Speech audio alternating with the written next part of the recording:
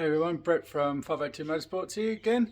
Got a little bit of some parts have turned up, as you can see down there, for the Ute.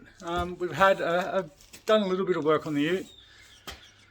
Done a little bit. I haven't filmed it because it's kind of just been putting pulling the engine in and out, test this, test that, measure this, cut that. So not a great deal of interesting stuff happening. But I'll go through what has been done with you real quick. Okay, so we've got the firewall in. That wasn't in when the car arrived. I had to pull the windshield out to put that in. The motor's been in and out numerous times.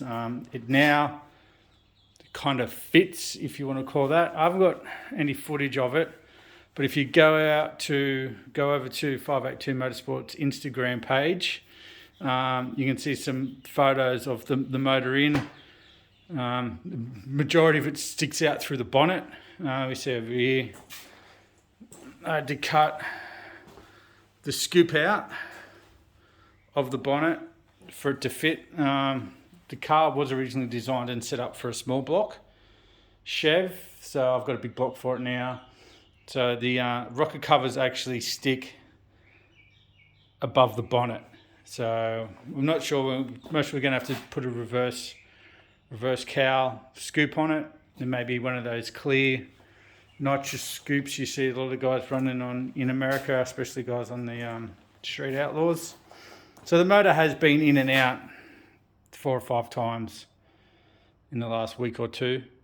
So I'm sure it will be in and out another half a dozen times before it's in there completely. The rear engine plate's out of it at the moment, just to get the firewall and the screen and that back in. But we'll get into these parts deliveries. Okay, so the first one here is from the guys out at Rocket. So I picked this up the other day.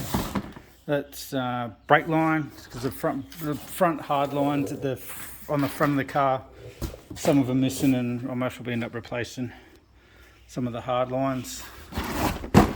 Brake flaring tool to do the double flares on the brake lines, so needed that. This is the new parachute, Stroud parachute. From memory, I think I ordered blue, and it's in there up to 170 mile an hour. So hopefully we won't be going over that with that chute on, because we could end up in disaster. This one, this is the tool for straightening the hard brake line.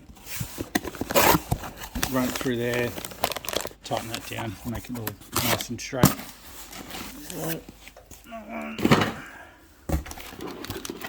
Fuel pressure gauge for inside the car. There'll be one on the actual engine on the fuel pressure regulator. That's a small one. So this one's for inside the car. This is an electronic one, electronic sender. Tow strap to tow in the car when we eventually finally get to the track. Wheelwood front brake lines, the flexible lines for the front, 2 of them. And then, this is the line lock, so we can lock the front wheels on during the burnout. Caliper kits, it's got strange calipers on it, so there's 2 there. 2 had to come from Summit, which is in the other box that you might have seen at the start of the video. So I've got 2 of them. Pull all the calipers apart, because the car has been sitting for 10 or so years. Mountain cup kits. I had some automated gauges from a car I built years ago, so I had the chrome cups in them, so the gauges in the chrome cups, so I don't know where they are, so I got them. Proportioning valve, so we can adjust the brakes. This is what's on the car at the moment, so I've just basically changed this swapped it for a whole new setup, so I haven't changed anything, but in the same parts. back on that I'm taking off, so I can set it up exactly the same way. Residual valves, because the master cylinder is slightly below the calipers, so stop it all draining back.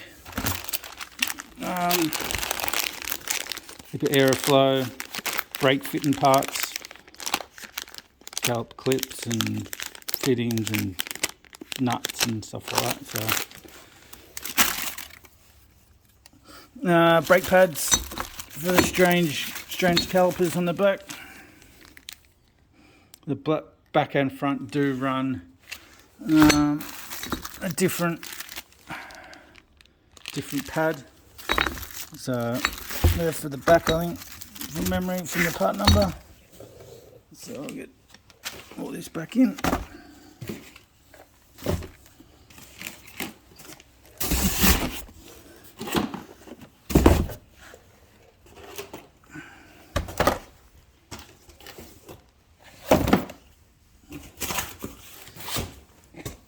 Yeah, so work has been happening on the drag car, but it's kind of in and out, nothing too exciting, but I will start filming that. This next lot is from Summit. Couldn't get any kind of stuff locally. I do try to support the local guys as much as can, even if it's, you know, they're selling stuff from America, they're not selling stuff, Australian made stuff. The dollar rate at the moment isn't overly great.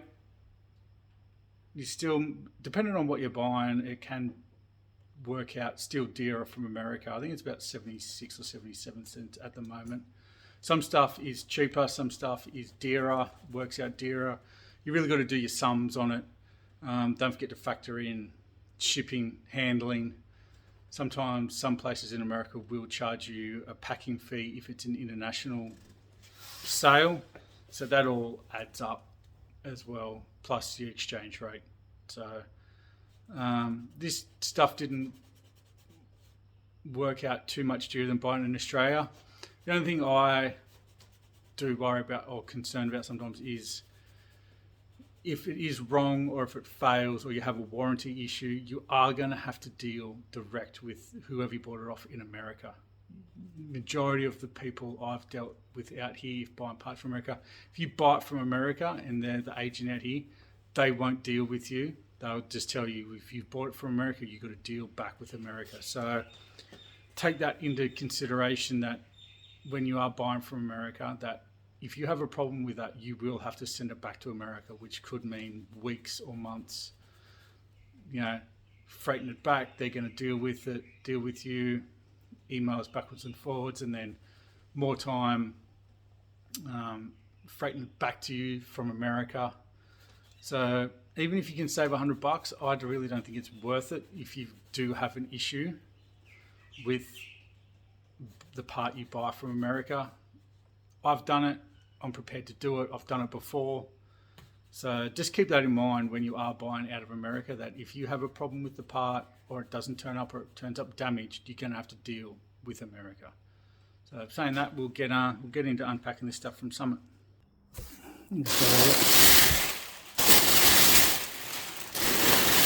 Right, it looks like a big box. There's actually not a great deal in here. The majority of it is for the seat. So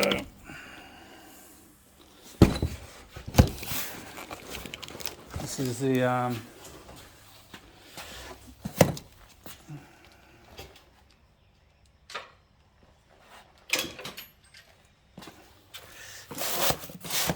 this is the master cylinder for the car. The other one you could buy. There's the push rod and dust cap. You could buy a rebuild kit for these, but after sitting around for 10 years and for what it costs to pull it all down, clean it, wash it all out, rebuild it, preparing to buy a new one. You know, the one in the car was, I think there was a manufacturing date on it. It was talking 2005, 2004, so it was almost 15, 16 years old. So I really didn't want to risk it to save a couple $100, to be honest. So I got a new one. You know, I think you can put a price on safety, especially when you're doing, you know, high, you know, miles an hour, kilometers an hour, however you want to say it. So, these are the front brake pads for the strange calipers.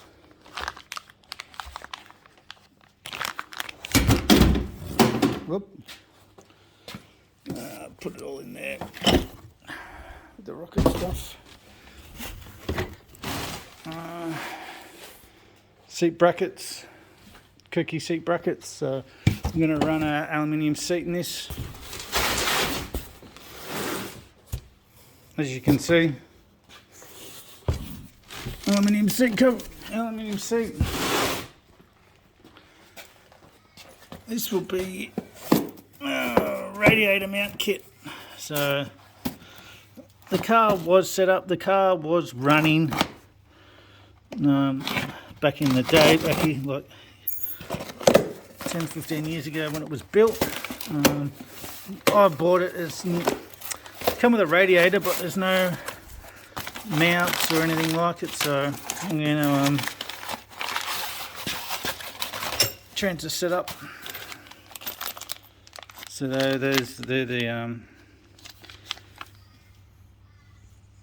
they bolt to weld them to the actual chassis, and then they hold your radiator, so you can pull it out quite easily. So again, a lot of this stuff at the time of ordering wasn't available in Australia, and I didn't really want to wait months and months.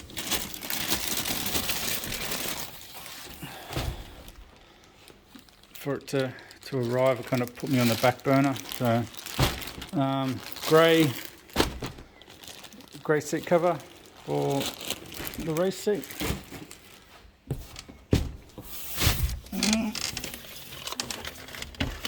My way down in there.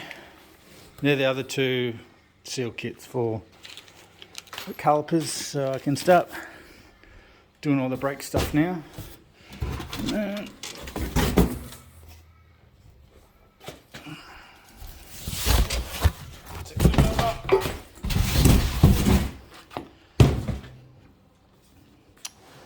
Kirky race seat.